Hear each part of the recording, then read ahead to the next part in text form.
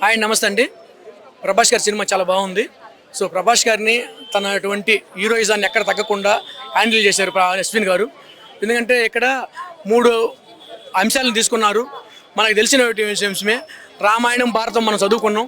So వీటన్నిటి కూడా మానవ నిర్మితమైనప్పటి నుంచి ఇప్పటి వరకు మానవుడు ఎటువంటి మనుగడ నిర్మించాడు, మనుగడ కోసం ఎటువంటి అంశాలు నిర్మించుకున్నారు, ఎటువంటి అంశాలకు మనము దగ్గరయ్యాము, అవి మనం ఎలా ఉపయోగపడుతున్నదే ఈ కల్కి. సో ఇక్కడ పెద్ద పెద్ద వాళ్ళ ఆర్టిస్టుల చేత చేయించడం జరిగింది. ఇండియన్ ఫిలింగా చెప్పుకోవచ్చు. అన్ని భాషల్లో ఆర్టిస్టులని, హిందీ కానీ, తమిళ్ కానీ, తెలుగు కానీ అందరూ ఆర్టిస్టులను చూసి ఈ సినిమా నిర్మించడం అంటే కొంచెం ఆశామ సవాల్తో కూడిన అంశం. చాలా అద్భుతంగా చెప్పుకోవచ్చు. ఎందుకంటే ఒక విషయంలో బ్రహ్మానందం గారిని కొత్తగా చూపించినటువంటి మొట్టమొదటి సినిమా కల్కి అని చెప్పుకోవచ్చు. ఎందుకంటే పెద్ద ఆర్టిస్టుల చేత ఇంత అసలు ఎక్కడ బోర్ లేకుండా, సాంగ్స్ కూడా ఎక్కువగా లేకుండా అద్భుతమైన స్టోరీని క్రియేట్ చేయడం అంటే మాటలు కాదు. ఇంటర్వ్యూల దాకా కూడా స్టోరీ రివీల్ కాదు. బుజ్జి క్యారెక్టరే చాలా హైలైట్ ఉంది. ఎందుకంటే బుజ్జికి ఆ వెహికల్కి ఎంత ప్రాధాన్యత ఇచ్చారో ప్రభాస్ గారికి అంతే ప్రాధాన్యత ఇచ్చారు. రెండుకి రాబోయే రోజుల్లో గాలిలో ఎగిరే కార్లు వస్తాయి కదా, ఆ కార్లకు ఆధారంగా ఇది ఉందన్నమాట. భవిష్యత్తు కమల్ హాసన్ గారిని భూతకాలంలో చూపించారు. అందుకనే కమల్ హాసన్ గారి క్యారెక్టర్ ఎవరికి చాలా ఇమిటేషన్ కాదు. ఆయన స్టోరీలో బ్యాక్గ్రౌండ్ ఉన్నట్టే ఉంటారు, కానీ రాష్ట్రంలో ఇమిటేషన్ చేస్తారు. ఆయన భూతకాలంలో నుంచి మన మానవ మనుగడ కాలంలోకి మన కలికాలంలో మన కలియుగంలోకి వస్తున్న ఫీలింగ్ ఉంటుంది. ఆర్జీవి గారు, రాజమౌళి గారు వీళ్ళందరూ కూడా ఒక షాట్లో అట్లా అంటే ఒక సీన్లో వచ్చిపోతుంటారు. వాళ్ళు మొత్తం కూడా ఏంటంటే ఏ సీన్లో రివీల్ చేయాలి, ఏ సీన్లో కనిపించాలనేది ప్రత్యేకంగా రివీల్ చేశారు. బ్రహ్మానందం గారు సినిమా మొత్తం ఉంటారు. సినిమా మొత్తం బ్రహ్మానందం గారికి హైలైట్ అని చెప్పుకోవచ్చు. బ్రహ్మానందం గారి హ్యాష్టీస్గా ఒక ఓనర్గా ఓనర్గా ఆయన క్యారెక్టర్ చేశారు. బ్రహ్మానందం గారికి ప్రత్యేకంగా ఆయన చెప్పడం అనేది హైలైట్. ఆయన హ్యాష్టీస్ సరిపోయింది. అంటే ఆయన ఏజ్కి గేజ్కి కరెక్ట్ అని చెప్పుకోవాలి. నేను ఎక్స్పెక్టేషన్ చేసినట్టుగా ఫస్ట్ లుక్ ట్రైలర్ ఉన్నప్పుడు నా ఎక్స్పెక్టేషన్ దగ్గరగా ఉంది మూవీ.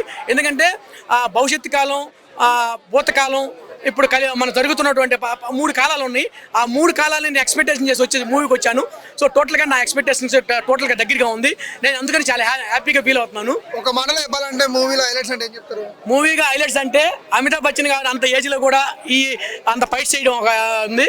ప్రభాస్ గారిని అంత హైలైట్గా చూపించడం అంటే మానవ మనుగడ నిర్మితమైనప్పటి నుంచి ఇప్పుడు దాకా తీసినటువంటి అంశాలు. అదే అవతారంలో కూడా చూసింది. అదే మనం అవతారంలో కూడా కొత్త ప్రపంచాన్ని చూసాము, ఇక్కడ కొత్త ప్రపంచాన్ని చూసాం. మన హిస్టరికల్లో రామాయణం, భారతం, అర్జునుడు, నకులుడు, సహదేవుడు, భీముడు అన్ని చూసాం. సో వాటన్నిటిలో కూడా ఈ సినిమాలో జోడించడం అనేది హైలైట్. సో మూవీని బీట్ చేస్తా దంగల్ మూవీకి అసలు ఆ సబ్జెక్ట్ వేరు. దంగల్లో 666 ఇవన్నీ వేరు. ఇండియన్ నెంబర్ మూవీగా ఇది కొంచెం అంటే మనకి ఆస్కర్ తోటి రాజమౌళి గారు తనదైన జెండా ఇతర దేశాలకి జెండా ఊపితే, ఇక్కడ ఇంగ్లీష్ వాళ్ళకే మన స్పైడర్ మ్యాను, మన పోతే ట్రాన్స్ఫర్ అని చూసాం. సో ట్రాన్స్ఫర్ మనం ఎంత ఎమోషనల్ ఉంటుంది, స్పైడర్ మ్యాన్ ఎలా ఎగురుతాడు అని కూడా చూసాం. కాబట్టి వాటన్నింటినీ కొంచెం తలపించే విధంగా ఉంటుంది. కానీ ఇంగ్లీష్ వాళ్ళకి మాత్రం ఒక సవాల్ ఇచ్చినట్టే ఉంటుంది. ఓవరాల్గా రేటింగ్ ఏం తీసారన్నా? ఇట్టు బ్లాక్ బస్టర్ అంటే నా ఇట్టు రేటింగ్ ఇట్టు. Okay, thank you. ఇట్లా మీ పెట్టల ద్వారా మీ అభిమానాలు కావాలి, నన్ను కూడా సపోర్ట్ చేయండి. ప్రతి ఒక్కరు మీ అభిమానాలతో మరి నేటి తరానికి కొంచెం మరో మిట్టి ఎదగాలని మీ ఆశీర్వాదం కావాలని మీడియా మిత్రులందరూ కూడా నా స్నేహితులు. సో నేను చెప్పేటువంటి మీ అందరూ కూడా నన్ను సపోర్ట్ చేయండి. Thank you. మీ పెట్టల ద్వారా ప్రతి ఒక్క డైరెక్టర్లకు కానీ ఇటువంటి సినిమాలు రావాలి, మన ఇండస్ట్రీ మరో ఇంకొక మిట్టికెక్కాలి. ఎంతోమంది ఉపాధి కోసం ఎదుగుతున్నటువంటి అందరికి కూడా వాళ్ళందరికీ నా నమస్కారాలు తెలుపుకుంటూ, నా స్నేహితులందరూ కూడా మీడియా మిత్రులు ముఖ్యంగా నన్ను ఎదగదీస్తున్నటువంటి ప్రతి ఒక్కరు కూడా ధన్యవాదాలు తెలుపుకుంటూ ఇట్లు పెట్టలు. Thank you.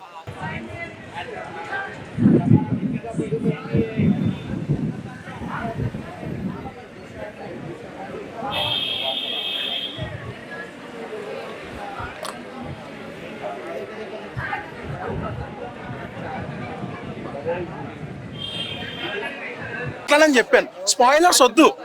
ఎందుకంటే థియేటర్ ఎక్స్పీరియన్స్ థియేటర్లో హైప్ అవ్వాలి. స్పాయిలర్స్ వద్దు. మైనస్ పాయింట్స్ అంటే ఏం లేవు. అంటే కొద్దిగా స్లో ఉందంటారు ఫస్ట్ హాఫ్. అది కూడా స్టోరీ బిల్డ్ చేయడం కోసం స్లో ఉంటుంది. అది ఒక్కటి తప్ప మిగతా అంతా ఏముండదు. బుజ్జి క్యారెక్టర్ ఎలా ఉంది? బుజ్జి క్యారెక్టర్ చాలా బాగుందన్న. మనకి ఐరన్ మ్యాన్కి జార్విస్ ఎలాగో మన భైరవకి బుజ్జి అలాగా ప్రాపర్గా యూజ్ చేసుకున్నారు. బట్ కేమియోస్ ఉన్నాయి ఇందులో. ఏంటంటే మనకు జస్ట్ ఇది ఇంట్రొడక్షన్. ఇప్పుడు ఈ ఇంట్రొడక్షన్లో ఏంటంటే అందరి క్యారెక్టర్స్ గురించి కంప్లీట్గా చెప్పలేము ఈ ఇంట్రొడక్షన్లో. సో అందుకని ఏంటంటే అందరినీ ఒకసారి అలా కెమెరా ముందు కనిపించి తీసుకెళ్ళిపోయాడు, వీళ్ళున్నారు అన్నట్టుగా. బట్ క్లైమాక్స్లో మాత్రం ఒక విశ్వరూపం అన్నట్టు చూపించారు. మహాభారతం ఫ్యాన్స్ అయితే మాత్రం మహాభారతాన్ని అయితే బాగా యూటిలైజ్ చేస్తారు నాగశ్విన్. అలా పార్ట్ 2 ఎలా ఉండబోతుంది? తెలిసి ఉండాలి, కొద్దిగా ఐడియా ఉండాలి. మహాభారతం ఐడియా ఉంటే క్యారెక్టర్స్ గురించి తెలుస్తుంది. అలా పార్ట్ 2 ఎలా ఉండబోతుంది? పార్ట్ 2కి దీనికి మించి ఎక్కువ ఎక్స్పెక్ట్ చేస్తున్నా. నేను నాకు నచ్చింది. మహాభారతంలో ఉన్న క్యారెక్టర్స్, పవర్ఫుల్ క్యారెక్టర్స్ ఇంకా రావాలని కోరుకుంటున్నాను. ఆది పురుష్ నువ్వే కదా మొత్తం మన ఐమాక్స్ మొత్తం నువ్వే కదా సో మీకు ఎప్పుడు ఇది ఎలా అనిపించింది? ఈ మూవీ బాగుందన్న. ఈ మూవీ చాలా బాగుంది. ఎందుకంటే ఇది మహాభారతాన్ని అండ్ సైంటిఫిక్ని ఫ్యూచర్లో కలికి వస్తే ఏం జరుగుతుంది అండ్ మహాభారతాన్ని ఫ్యూచర్ని ఎలా లింక్ చేయాలి, అప్పుడు పురాణాల్లో మన ఫ్యూచర్ ఎలా ఉంటుందని పురాణాల్లో చెప్పారు. ఆ పార్ట్స్ కూడా డాట్స్ అన్ని కరెక్ట్గా యూటిలైజ్ చేస్తున్నాడు నాగశ్విన్. ముందు నాగశ్విన్కి చాలా హ్యాట్స్ ఆఫ్ అసలు మనకి హీరోని గురించి మాట్లాడడం కంటే, యాక్టర్స్ గురించి మాట్లాడడం కంటే ముందు మనం ఫస్ట్ ఆఫ్ ఆల్ మాట్లాడాల్సింది నాగశ్విన్ గురించి. అసలు ఆ ఐడియాకి హ్యాట్స్ ఆఫ్. అసలు మహాభారతం రిఫరెన్సెస్తో వచ్చే గూస్ బంప్స్ ఏవైతే ఉన్నాయో అవి వేరే లెవెల్. అసలు ఫస్ట్ హాఫ్ చూసుకుంటే స్టోరీ మోస్ట్ ఆడే ఫస్ట్ హాఫ్ దగ్గర నుంచి చూసుకుంటే చాలామంది ఒకటే అంటారు ఫస్ట్ హాఫ్ స్లో ఉందని అంటారు. అది మీకేంటంటే ఒక క్యారెక్టర్ ఇంట్రొడక్షన్, ఇది కంప్లీట్ స్టోరీ కాదు. 2 పార్ట్స్ ఉన్నాయి. ఇది కంప్లీట్ స్టోరీ కాదు. చాలా బాగా డీల్ చేశారు. అంటే అది కూడా ప్రభాస్ గారిని ఎక్కువసేపు సినిమా అంతా ప్రభాస్ ఉన్నాడు మనకి. ఇంకా చాలా కేమ్ చేస్తున్నాయి, క్యారెక్టర్స్ ఉన్నాయి. ప్రభాస్ మొత్తం సినిమా ఉన్నాడు. ప్రభాస్ వన్ మ్యాన్ షో కాదు ఇది. బట్ ప్రభాస్ ఎప్పుడైతే కనిపిస్తాడో ఆ ప్రభాస్ని చాలా బాగా యూటిలైజ్ చేసుకున్నాడు నాగశ్విన్. అంటే ప్రభాస్ని ఎట్లా యూటిలైజ్ చేసుకోవడం అనేది క్లాసులు చెప్పాలి. యూటిలైజ్ చేసుకోవాలని పార్ట్ 2 అయితే దీనికంటే మించి ఉండబోతుందని ఎక్స్పెక్ట్ చేస్తున్నా. గ్రాఫిక్స్ అయితే అన్ని ప్రతి ఒక్క క్యారెక్టర్ చాలా చిన్నగానే ఉంటుంది. అంటే ఫస్ట్ పార్ట్ ఏంటంటే ఈ క్యారెక్టర్స్ ఉన్నాయనే ఇంట్రొడక్షన్. బాగుంది. కమల్ హాసన్ గారు ఆయనే పార్ట్ 2 కైనా పార్ట్ 1 కైనా స్టోరీకి ఆయనే మెయిన్ విలన్.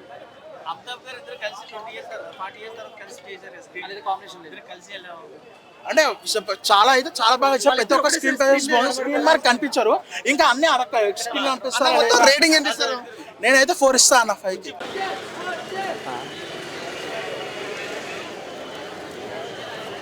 అదే వాళ్ళకి టికెట్లు ఉన్నాయా?